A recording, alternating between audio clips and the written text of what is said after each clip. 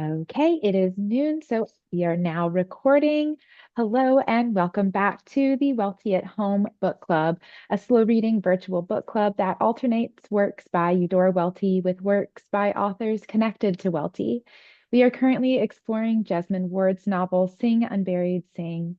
During this series, we will read and discuss about 40 to 50 pages of the book each week.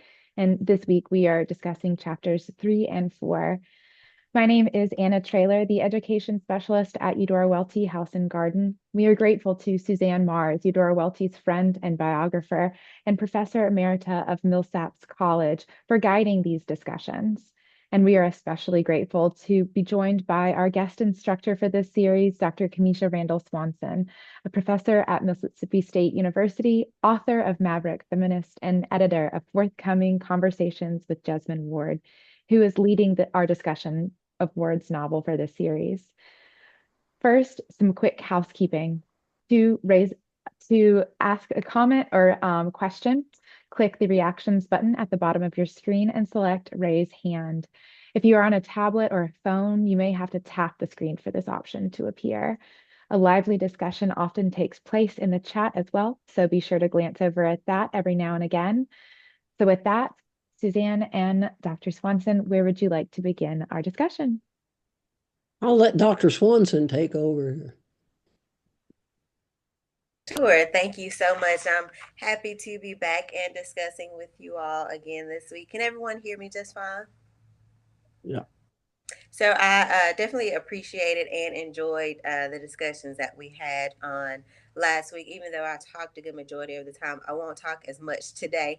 Actually, I just want to just kind of share or comment on some thoughts or ideas that were mentioned last week, and also give us a few things to think about as we continue reading. I know that we talked about starting with the murder and just in general the opening scenes of the novel kind of pulled our feet from under us. I do want to say that that is very much an intention of Ward, not just in this text, but in all of her writing. I mentioned that she talks about kind of being a failed poet, but she says that essentially she wants to share these experiences of the poor, the Black, and the Southern, but write them in a way that will do essentially exactly what you all said. A specific quote, and I'm going to read it from my phone, so forgive me for looking down, but she says, "I'm a failed poet. Reading poetry helps me to see the world differently, and I try to infuse my prose with figurative language, which goes against the trend in fiction. While I admire writers who are able to write with a vitality based on order and action, I work in a different vein. I often feel that if I can get the language just right, the language hypnotizes the reader." So, this idea of hypnotizing the reader, I thought it was an interesting one. Again, as we kind of mentioned in those opening pages, it hypnotizes us, but also kind of transports us to seemingly negative place. But that's also an intention as well. When asked what she would like for readers to actually gain from reading Sing Unburied Sing, she says, "I hope that the characters stay with them. That next time readers encounter an older Black gentleman in the grocery store, or the next time they unfortunately see a 14 or 15-year-old Black boy dead from police violence, that maybe it's a bit more painful and a bit more prevalent for them because they've seen the humanity in the characters I've written. Maybe that makes it a little easier for them to see humanity and personhood." So, this idea that she wants the experience to be somewhat painful so that we can develop empathy is definitely, again, one of her tactics in her writing as well. But she also talks a lot about her love hate relationship with the state of Mississippi, of course, her home state. One of the things, of course, that she loves is her family being there, but also she talks a lot about the natural beauty of the state, despite the fact that not everything is beautiful, that there are still racial, gender, and class conflicts, but the beauty itself is something that kind of transports her to a different place. So we can see that also in the writing of this particular novel, especially in the sections that JoJo himself is narrating. So I'm going to pause for a moment there, see if Suzanne has anything she wants to say, and then we can jump right into chapter 3. The one thing I would hope we discuss sometime, it comes up in the course of our discussion, is the counterpoint between past and present that we find in these chapters, and the way in which the two time frames inform each other and inform our understanding of the other. So that's something I hope will come up as we talk about the chapters. Definitely so. And another thing that I forgot to mention about with the kind of pulling your feet from under you, I mentioned that she talks about having a difficult time actually writing this novel. The plan was to write it and finish it before she actually wrote her memoir, but she couldn't figure out how to actually introduce the characters and the story to her readers. So she paused and then wrote her memoir, Men We Reaped, which is actually about the death of 5 people who were close to her, relatives, her brother specifically, and other community members. So I think it dealing with death again in this particular novel, although from a fictional perspective for her, was perhaps somewhat therapeutic, especially after writing her own personal stories as well. But yes, definitely, I definitely plan to and hope that we will have good discussion about again how the past bears upon the present, especially since we're talking more about Parchment in this particular piece, in these 2 chapters, and the stories that Pop tells JoJo and how he learns from those particular lessons. All right. Do we want to call on people specifically to hear thoughts on the beginning of chapter 3, or what do we want to do, Suzanne? Well, does anyone have someplace they would like us to start? Let's talk about chapter 3 first. And anyone want to start us off on anything in chapter 3? Maybe a specific passage that stood out for you?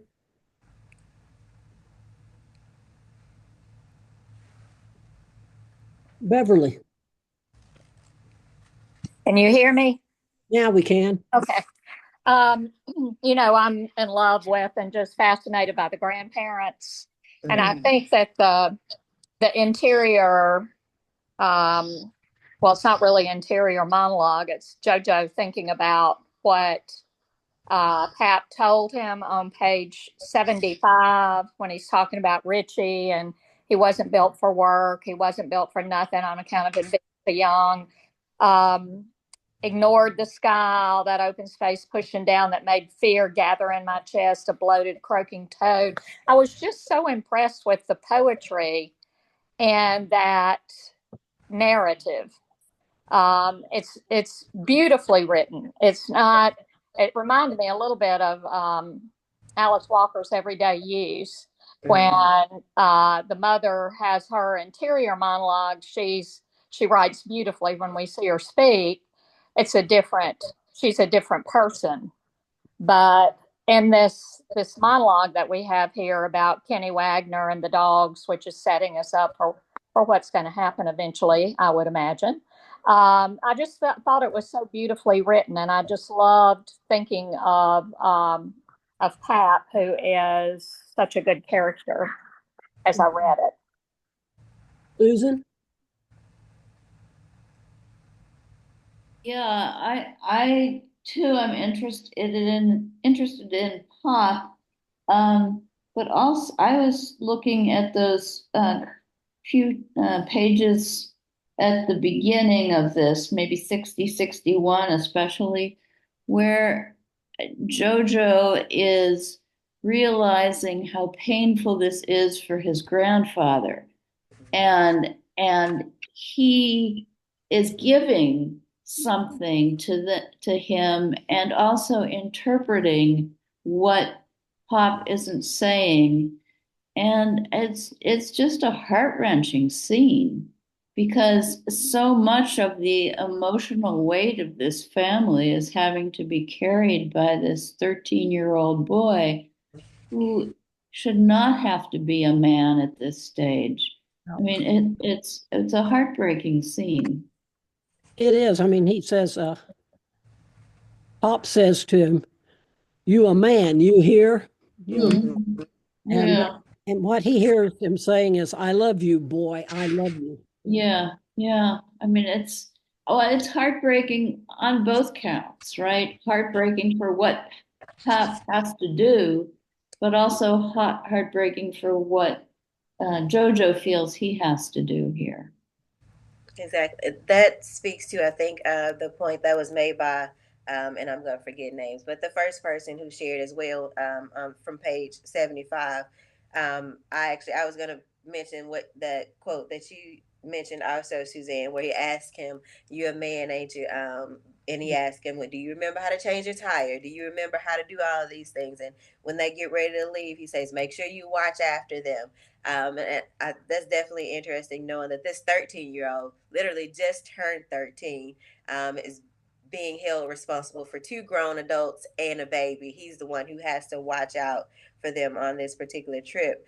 But also, it speaks to the point, again, that the first person who shared, and also Suzanne, in thinking about how the past bears upon the present. So he's telling these particular stories of Richie's experiences to teach JoJo lessons also. So yes, he says Richie wasn't built for work, but then he goes on to tell him he wasn't like you. You are already feeling out, getting longer through the shoulders. Essentially, to say that you're different. You're more of a man than this child was, so you can handle these tougher situations, so to speak. And that, in general, causes us, or me at least, to think about um, childhood in general, specifically childhood for a poor Black Southerners. Do you get to live out your youth, or are many of them actually forced to take on these more adult responsibilities, like JoJo in this particular piece?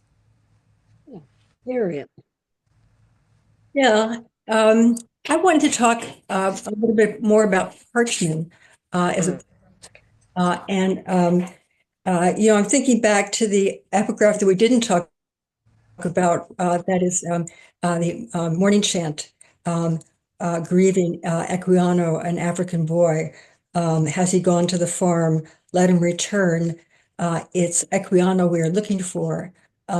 Starting us off with the notion of the boy lost to the farm. And Parchman Farm is this peculiar um, plantation style penitentiary, brutal, thick with young Black boys who have been arrested for minor offenses, sentenced to provide free labor at this Delta work camp. Um, and when I was working on Welty's Losing Battles, I read David Oshinsky's 1996 study about Parchman um, and the title of it is Worse Than Slavery. But it unravels the story of supervision of the gunmen of the people picking cotton by the prison's most violent offenders, the trusty shooters, who are um, put in place on the basis of their prior convictions as recommending qualifications for policing oversight of the prisoner laborers. And in that book, Penny Wagner and Hogjaw are real inmates in the history of Parchman, and as well as legends. And I was thinking about, and also in that book, I'm thinking across to Losing Battles. There's the story of the white man who rides out of the prison on a horse and escapes that way, like Jack in Losing Battles. But I'm also thinking about sentencing. And Michael says in the next chapter that Yeah. Parchment ain't no place for no man, black or white. This is a place for the dead. And that I understand that, but it's also true that the reasons for incarceration are so different from white to black. that 12-year-old Richie is imprisoned for 3 years for stealing food, and Michael's white cousin, who deliberately kills Given, is also serves 3 years. That is they serve exactly the same time for stealing food and for murder. So I just think it's important from the beginning to be thinking about Parchment as this special place. Amisha, did you want to chime in? No, I was just gonna say yes. I definitely agree, and that's one of the things that I appreciate about Jesmyn Ward's writing too. That she's inserting history. Of course, we've been talking about how the past bears on the present, but she's literally inserting history and sharing these stories because Mississippian Parchment was essentially the prison institution that I won't say made it common for these trustees, shooters, and such, but definitely they were one of the last standing institutions to actually do this. So she's sharing that bit of knowledge also.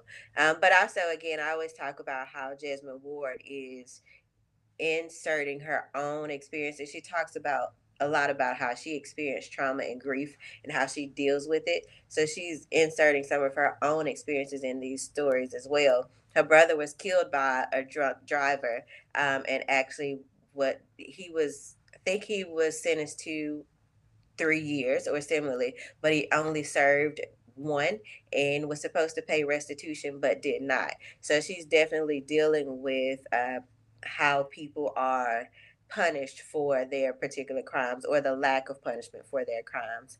But in terms of her writing and the creativity of it, especially when we're thinking about Parchment, I appreciate that passage where Richie refers to Parchment and thinks about this parched man on page 63. Oh, I won't steal your thunder. Then I'll let you share it if you want, Susan. I think I heard you say that's what you were about to say. Yeah, Susan Shands. Yes. Okay, I'll let you chime in there. When you talked about Jesmyn Ward as a poet, I acknowledge Harriet's research and everything, but the one of my favorite paragraphs in this whole book is on page 65 when he is in this car with the children looking at the map, trying to find Parchment. And he says, sometimes I wonder who that parched man was, that man dying for water that they named the town and the jail after. Wonder if he looked like Pop, straight up and down, brown skip tinged with red, or me, an in-between color, or Michael, the color of milk. Wonder what that man said before he died of a cracked throat. And I think about, as we hear about Parchment all the time, and I had never thought about that. And if you go there, there are not a lot of fences. It's just out in the middle of nowhere, and it has that one, kind of curved sign. So I really think her writing is so poetic and so good. So that's what I wanted to say. So thank you, Dr. Swanson. No problem. And somebody mentioned last week how Leonie was unable to provide for her children in several different ways, but specifically how she was unable to feed them. And just 2 pages after that passage that you read, of course, he finally says, I think I know what the parched man felt. So I thought that was definitely impactful as well. Exactly. Thank Pearl. you. I'll comment a little bit on the poetic piece, and then I had something else. But I noticed that Leonie, referring to her brother, is given, not given, which is the same rhythm as sing, unburied, sing. So that ties those 2 things together. And then the passage that Ms. Jones just read is really sort of giving a taxonomy of the color of people. So you could be this, or you could be this, or you could be this. Certainly recalling to my mind Natasha Trethewey's taxonomies. And then back on page 61, where we read that Pop with his straight shoulders and his tall back. I mean, he's always upstanding, tall and straight. Maybe that's part of the Native American aspect of him. His pleading eyes, the only thing that spoke to me in that moment and told me what he said without words. I love you, boy. I love you. So he starts out, as Suzanne had read, to talk about him as a man, but then he calls him a boy, which he is. but I noticed that that's in italics so that we're preparing for when something's in italics, it may or may not be said. It may be from the past. It may be read through this sort of magic intoning kind of thing. And then I noticed over on page 73, and this is not in italics, Pop is talking again to JoJo in real time, the present, and he says, you need a balance of spirit. A body, he told me, is the same way. And so we have these bodies that need to have a balance. He's maintained his balance by standing straight up and by teaching JoJo and by harboring this whole memory of being at Parchman, especially as related to Richie. And so over on page 77, in his story, in italics, at the end, just before the space breaking, Pop says, everybody got a line, something to break them, he said. I thought about Richie crawling through the dirt with his hoe. Everybody, Kinney said, and spit Chew into the fire. Everybody got a line, and that line, we're going to find out what that line is for Pop and what that line is for JoJo, what the line is for Leonie, and of course it goes back to Ward's other title, The Line That Bleeds. What is that line going to be that breaks one? Awesome. I wanted to go back to a previous point, well, what you mentioned at the beginning, Pearl, when you were reading again about Pop and him standing straight, but especially that last line where you say in italics, where you say, I love you, boy, I love you. That ties back to a point that Leonie makes but doesn't make in the previous chapter, where she essentially says that she missed the time when Pop used to refer to her as girl, because that was for her that loving, compassionate name that he would use for her. But now he just says Leonie because she's pretty much a disappointment to him at this particular point. So we talk about showing love. That's his way of showing love, by calling him boy. And it used to be by calling her girl, but now she's just Lenny. So that's one of the reasons why I think it's in italic also. But I think at the beginning of, or earlier in that passage where JoJo says, the only animal I saw in front of me was Pop. We talked about how animals have a significant role in this novel, especially in JoJo's section. He pretty much compares everything to an animal. I think that that's interesting too, to see that we all kind of have these animalistic traits, but Pop is a very upright, strong, and loving animal in this particular case. But I appreciate the connections that you made also to her first novel, The Line We Bleeds. Awesome. I wanted to say that also I think that JoJo's language both identifies him as man and boy, that sometimes the language is more sophisticated than we would expect from a 13-year-old, but it's his thoughts and his maturity of thought suggested by the language. And then at other times he has the language of the 13-year-old boy. And I think that's used to sort of reinforce this notion of the boy who is too soon become a man. And then I wanted to ask you, Kamisha, about another passage on the bottom of 69. They've been talking, he's talking about his great grandma who came over in the slave ship, and that she knew that she was made into an animal under the hot, bright sky, the same sky the rest of her family was under, somewhere far away in another world. I knew what that was, to be made an animal, until that boy came out on the line, until I found myself thinking again, worrying about him, looking out the corner of my eye at him, lagging crooked like an ant that's lost scent. And it seemed to me that he was saying that Parchman turns you into an animal, but what keeps you human is the care for someone else. Definitely so. The ability to reach out to Richie, and worrying about him was humanizing, tormenting, but also humanizing, and linking Richie with JoJo. Yeah, definitely. And I'm bad with names, so I'm not going to remember everyone's name. But the person who was telling us kind of the history of Parchment, I think that your point connects back to that, because how you basically see how a person was made an animal harkens back to a quote that Frederick Douglass made, where he says how a slave was made a man. And Right. we think about the prison institution, and again the relationship between prison and slavery, especially parchment, like she mentioned, was basically a glorified plantation.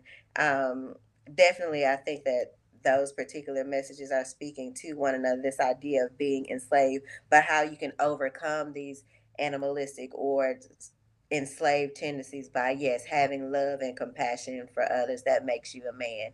Yeah. Harriet. While we're talking about animal as animalistic, I wanted to flip that to talk about. Part of the poetry of the book is the natural world. And point you made, Kamisha, about the beauty of Mississippi, and particularly the Gulf region. I saw Delisle for the first time this year, um, and um, and I'm thinking about a passage. For me, it's page 73. Everything got power. He hit a log. It says pop. My great granddaddy taught me that the log split. He said there's spirit in everything, in the trees and the moon and the sun and the animals.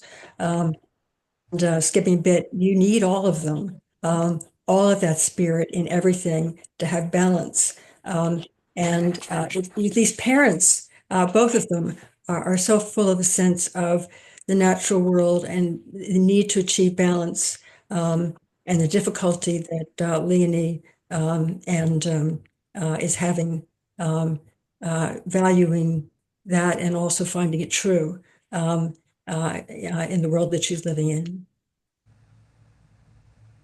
Lenny, but also his brother Stag as well. We don't talk a whole lot about him, but he talks about he has that imbalance, and of course, we can gather now that he has some type of mental issues. But the question is, did he develop these as a result of the trauma that he may have experienced in Parchment? I'm assuming yes, that some of them did heighten, but and when he talks about his parents' response to Stag, that's essentially what he says for him as well, that he had too much of something and not enough of something else. So, yeah. I'd love to call our attention to the lively discussion happening in the chat. Cheryl left a comment about how the language between these chapters offer an interesting transition, talking about a man, and then JoJo's observations of Misty and the gas station lady. It's like very teenage boy, but wanting to be a man, experiencing puberty, and then the sex talk that he has with Ma'am. So those are some things that are some topics that are interesting, folks, in the chat. Cheryl, I saw you up on the front row here and then you disappeared. Did you want to speak?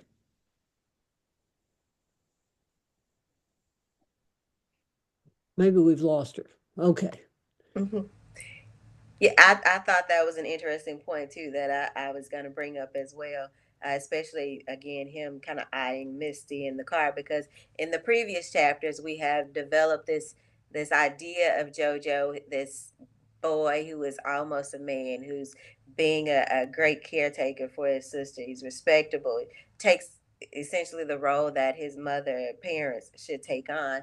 But here, like Suzanne said, we definitely see in this particular scene him being a typical, so to speak, teenage boy. But also this idea that Jesmyn Ward is kind of inserting sexuality, and even later where he thinks about stealing something, but doesn't, because the cashier begins to watch him. I think that that's how her inserting this idea of realism into the text. So yes, I am presenting JoJo as a character who is seemingly a very responsible young man, but also he's still a child, and it doesn't mean that he's perfect either. And that's one of the things that she says that she wants to continue to reiterate, to say that her stories are universal, not only because anyone who reads them can probably have experienced love or grief or things along those lines, but also they're real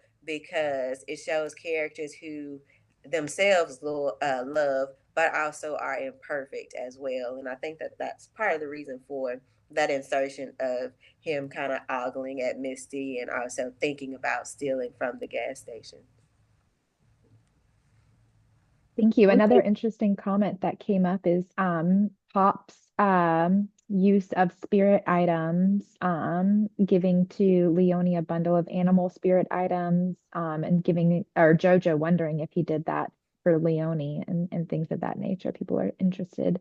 So that was Valerie, if Valerie would like to talk. And I think Liz also mentioned an interest in the age. Here's Valerie, I think. Can you all hear me? Yes. Yeah, I just was struck by JoJo's empathy for Leonie in this moment. He has this wonderful bundle of animal spirit items that Pop gave him. And instead of being really cold to Leonie, who's not taking care of him or Kayla well, he kind of sees underneath that and wonders if she did not get that kind of help and connection with the natural world, the powers that animals give people. So I felt that that's such an expression of him becoming a man, becoming so observant about what makes people healthy or what makes them, break down. I also wanted to go back to Suzanne's question about the counterpoint between the past and the present and ask if you, like me, were sometimes just shocked to realize that we are in the age of video games, cell phones, methamphetamine. That's where we are. And it just took me by surprise from time to time. This this melding of the really current present with the past. Mm-hmm. Yeah, it is a shocking juxtaposition, isn't it? The slave ship to the drug culture. Yeah. Mm-hmm. And several people have asked her about kind of the time period of the setting of the text also. One interviewer actually did say that she had forgotten that this particular text is set in like early 2010s, because she really saw this story as something taking place in maybe like the 1960s. And Ward's comment was essentially that when you are poor, Black, and Southern, living in these rural parts of the South, that you don't have all of the luxuries that we would think of when we think of present time. So JoJo says that he knows how to play this game that the little boy is playing in the next when they're traveling, only because Michael had the game at the house for a short period of time, not because he himself ever owned one.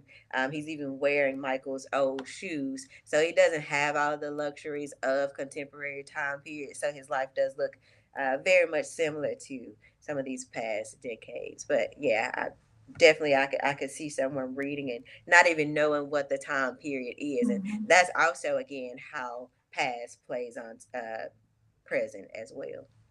We have Pearl and Jane and Beverly.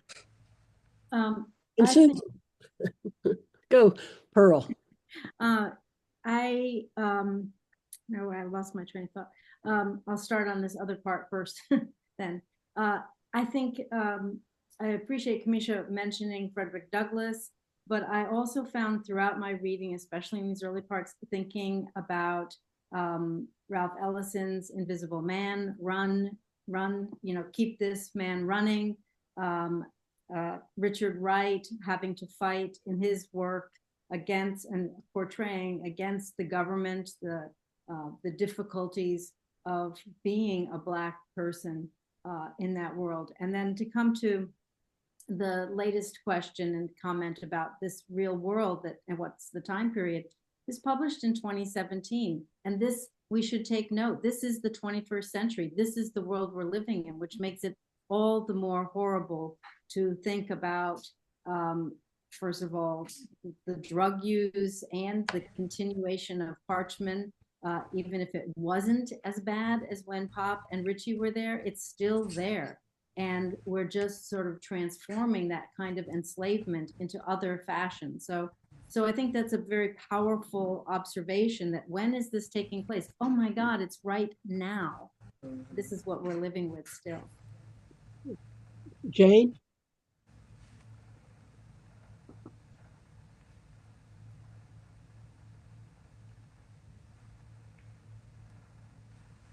I think you're unmuted. Whoop, you're just there. Okay, there it is. I think I've got it. That was a surprise to me too. I really thought, well, I ignored some of the hints in the first chapter, but I really thought it was set in a more of a 1930s setting than a 2025 setting. But the main thing, I want to go back to that talisman, that bag of talismans that that Pop gave to JoJo. Even if he had given them to Leonie, she would not have known what to do with them, the significance of them, because I think this is one of the failings that the author has built into Leonie, is her inability to read or be part of anything of the natural world.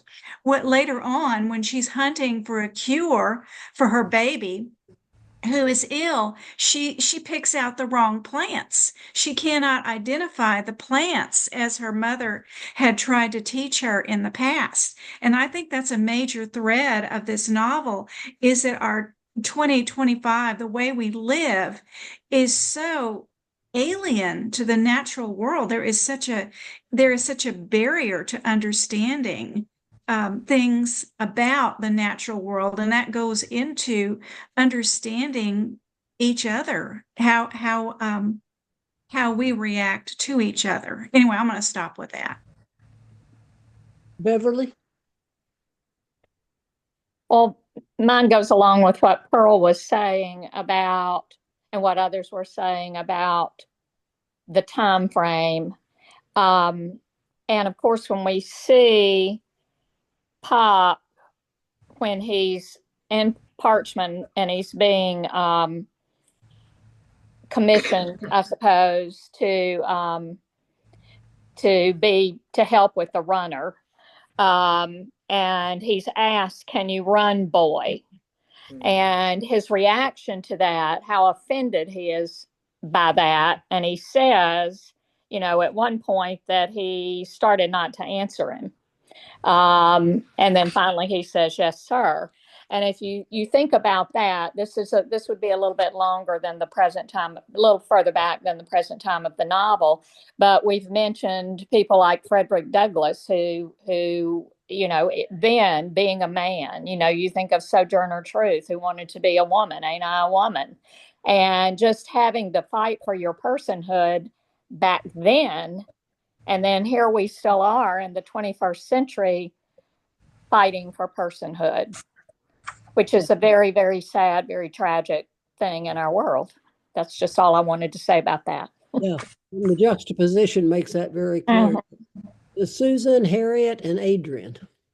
Yeah, what I was thinking of kind of works with that too, because we start with this killing of, and then eating and cooking the goat, and it's it could be something that is taking place anywhere in the last 200 or so years, and then we start to get a sense of other sorts of events, like the Deepwater Horizon explosion, and how their lives are shaped by that, just as they're also shaped by the passage through slavery. And when we realize, okay, here they are living in this world of microwaves and Jordans and methamphetamines, but also, I mean, they're in our world. We kind of expect things to be somehow different, and yet it seems like there is no change between 1930s Jim Crow South and now. And so this whole sense of time is really, I feel, disorienting in this novel. Harriet? This is a comment that is taking us back to Leone and the natural world. And I mean, there's just so much to get into with Leone, and we haven't started on her yet. I'm thinking about her her responses to Jojo, her resentment of his closeness to Michaela, to Katie, and these terrible scenes where she sends him with $5 to get a Coke for herself, and when he asks for one too, she said, "Bring my change." I'm thinking about her relationship with Misty, where she seems to be both resistant of Misty and wanting to slap her, but also gets manipulated by her into doing things that she doesn't really want to go along with. But I was really thinking about Lily and Ma'am, to slip into the next chapter, um, when um, when I heard that comment about Leone in the natural world, because I'm thinking about, I mean, Ma'am is such a representative of the idea of the natural world as being magic, the natural world as being hope, the natural world as being healing, um, and um, and on the one, Leone on the one hand, has moments to regret that she hasn't learned more, listen more carefully. But it's also her feeling that um, that um, that that it's a lie. If that Ma'am has told her that if she looks carefully, she can find what she needs in the world. It gives you what you need. And her sense that Ma'am has been, betrayed by her body, has this cancer that she cannot find a cure for, can't heal. Um, and Leone's sense of it's not so much a rejection of the teachings as a sense that they uh, are inadequate. And and I'm thinking about my feeling that scene is full of a sense of love of Ma'am, as well as a sense of resentment of her, for giving her hope that isn't she can't live to find. I want to Adrian? comment on that. Yeah, go, I'm sorry, I Alicia. know you called a few people. I just want to comment on that very briefly, especially this idea of kind of not heeding the teachings or the lessons and interacting with the spiritual world.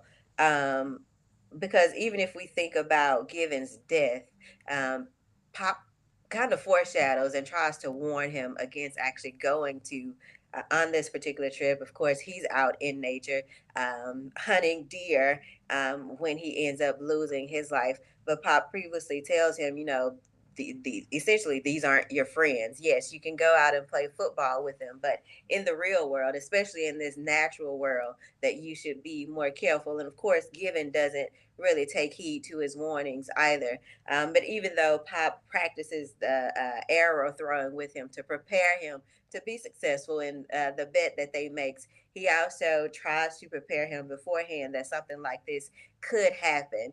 But Given doesn't necessarily heed those warnings either. And I just thought that that was interesting because we see JoJo taking in everything that Pop tries to share with him. So this kind of dichotomy here is interesting. But yeah.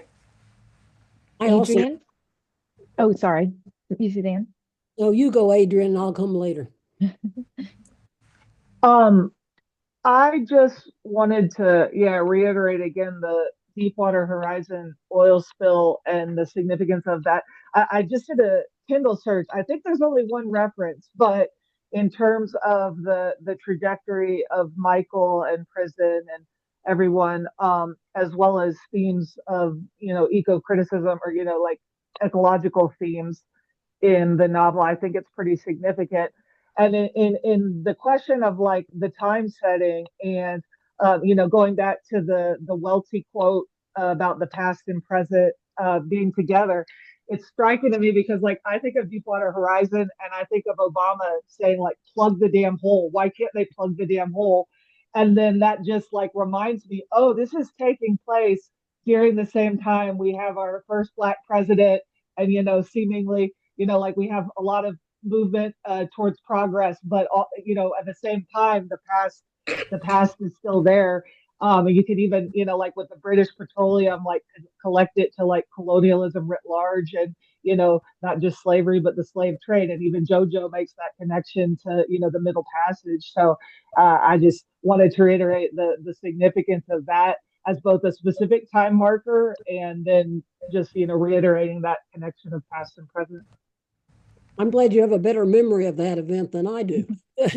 I would love to comment on that as well. I was JoJo's age when the Deepwater Horizon event happened. I am the Gen Z here in the chat. And so like it's really interesting to see his mom's reaction to the Deepwater Horizon and her like not caring about the pelicans at all. And then the way that he is so willing to accept this hope that the natural world gives him through pop, whereas like his mom is like, absolutely not, that is a lie.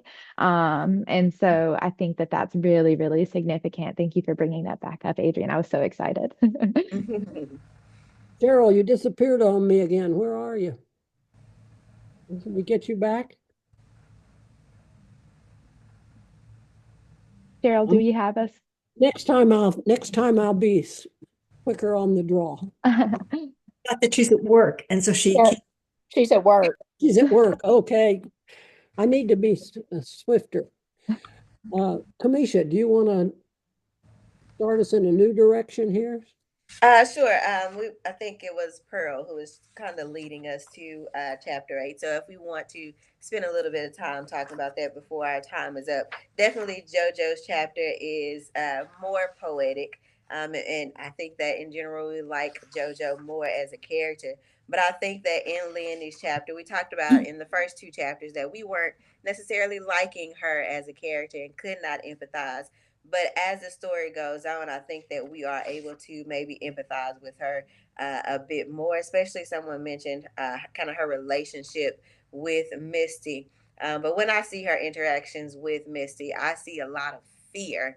And I just wanted to see if people wanted to comment further on that, maybe if you can empathize with Leonie or just your developing opinion of her as a character as a whole. I also wanted to talk about her, Misty dyeing her hair and blistering her scalp. And this whole question of identity that those things raise. Yeah. Adrian, are you there to talk some more? No, Harriet. Sorry, if I meant to put my hand down. If it's still up, ignore it. No. Okay, go. Harriet. Yeah, I'm just I'm thinking about Leonie and Misty, and Misty is this character who is she is so white. She wants to go visit the courthouse, and Leonie thinks about all of the things that Michael has revealed about his life in prison that make Leonie want to say, that's your white courthouse.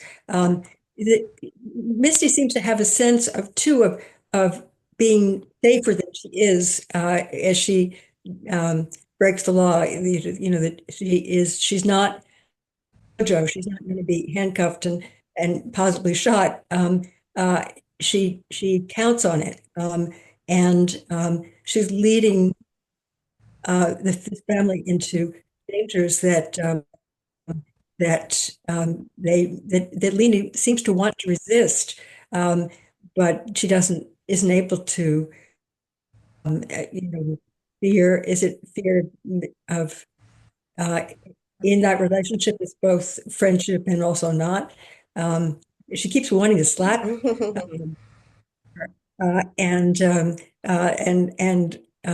she gives her lots of reasons to want to slap her. I'm thinking, she says, how the baby stinks, and Leonie wants to slap her. So there are ways in which I think about Leonie with sympathy in that relationship. At the same time, Leonie is so hard on JoJo, and JoJo is so hungry. I mean, it's a basic physical deprivation that on this trip that is in our face again and again. I just, it's hard to get over her buying the Coke for herself and not sharing it with her son who is thirsty, and puts his tongue out to catch the rainwater because he feels like his mouth is full of spit. Lack of it, yeah. Pearl. I learned this lesson or this point of view way back when I was reading Moby Dick. And that is to try to find some point of empathy with the character that we least like. So what is Captain Ahab's humanity? How can we understand him? What is Faye McKelvey's humanity? How can we try to understand her? And I tried to keep that in mind as I'm disgusted, as we all are, with Leonie's position. So trying to understand what is driving her, how she could make such a decision, because she too is starving for things and can only take care of one thing at a time. And so the beginning of chapter 4 with Leonie, my big question is, what does given mean to her? Is he her conscience? Is it just the loss of him? But what is she wanting or needing from given? And what does given mean when he says, you better take advantage, you better take advantage? So, why does she keep going to given? She desires to have him appear to counsel her, but then she can't take the counsel. So these two things I'm trying to balance as I'm reading about Leonie. I think that's a good point. I actually had a similar question I'll pose. So in conjunction with your question, we talked about Leonie not being able to identify with the natural world. I guess my question would be, do we see Given more as a hallucination because she only sees him when she's high, or is this kind of a supernatural occurrence that's happening? Or both. Or both. Adrian? I was just as Pearl was. We've lost your sound, Adrian. Yeah. I'm sorry. No, I was coming back to Misty as like in terms of Pearl's character you like the least, and I don't know if it's because of the lack of interiority, but I find her a lot less likable than Leonie, who obviously has her own problems. Forgive me if this is a plot spoiler, because I've read this book several times but have not, this week caught up. But the scene where the cop has the choice of whether to handcuff Misty, the drug dealer. You're jumping. It's a spoiler. Oh, sorry. Okay. All right. I won't spoil too much. But yeah, but I mean, she's such an epitome of privilege in this context, and it's interesting because you take her in another context, and you could say some ways that she lacks privilege. But I almost feel like she's using the Black people as a buffer. Like it's almost like she is protected by their presence more than if she was, a white woman alone. Like, she would still be privileged, writ large, but she could be at risk of, sexual violence, she would be at risk. But because she is pulling this family into her dealing, that it's like they're almost there to be the scapegoats for her. So sorry if I spoiled too much. I was thinking too of where she takes the family to this horrible drug factory. But Leonie, as Jane points out, doesn't find the right plant, but she's looking in the world of nature. There is that she's trying to be guided by ma'am, and there's that contrast, I think. So, Harriet. Yeah, going back to Given, the question of Given, and the questions that Pearl raised, and you, Kamisha, I think, that the ghost or ghosts are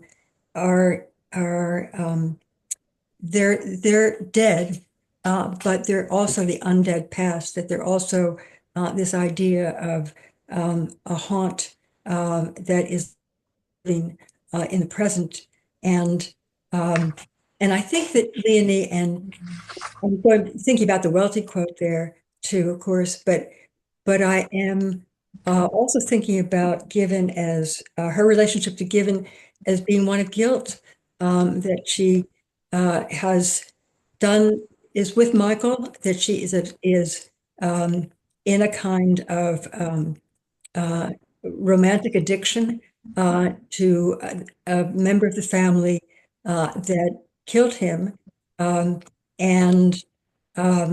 that she's done things like named her children Jojo after Big Joseph, and Michaela after Michael. That part of the haunt is her sense of contributing, of not recognizing, in the same way that maybe Given didn't recognize that his teammates or that being at the kill was maybe dangerous. That there's a blindness in her behavior that not given haunts. I also wonder, I mean, the whole motivation for taking those children with her. Mm-hmm. What is that? Why? Kamisha, we need to let you speak here at the end. Oh, no, I was enjoying listening to you all. I think that it kind of to answer your question about the whole motivation, she talks about at one point how she could just take Kayla, the baby, but she knows that Michael would want to see JoJo as well, that it's only right if she has both children. So she's just kind of doing this as a show, almost like a show of respectability, although there's little. There's very little of that throughout the piece as a whole, but to kind of put on this front of them being the seemingly happy family, even though in the first two chapters when Misty asks how she feels about Michael actually coming home, she's actually not really sure. She doesn't say that she's happy, and even though when she interrupts JoJo's birthday party, she allows him, like she always has, to take precedence over everything in her life. But this is because, as someone kind of mentioned before, he's essentially, as she thinks, the only person who's ever seen her, especially after dealing with her grief. But I just thought it was interesting, these last few lines to mention, and then I'll give it back to you, Suzanne, where she is trying to find the berry. She says, sometimes the world don't give you what you need, no matter how hard you look. Sometimes it withholds. And then later she says, this is the kind of world it is, the kind of world that gives you a blackberry plant, a doughy memory, and a child that can't keep nothing down, and continues to think about this kind of world. So we can see her struggling with her own internal issues, while how they're impacting her as a mother as well. So I guess I'm still speaking to kind of having this empathy for her, but definitely she's an interesting character, and I'll let you add more if you like. I think we're just about out of time, so I'm going to hand it back to Anna to finish us up, and then we'll start again next week. Wonderful. Thank you all so much for joining us today. And thank you all for participating in the lively chat that we had today. Keep an eye on your emails for the recording of today's session. That will be out on Friday, and we'll see you all again next Monday. Thank you. I enjoyed it again. See you Monday. Thanks, Quenisha.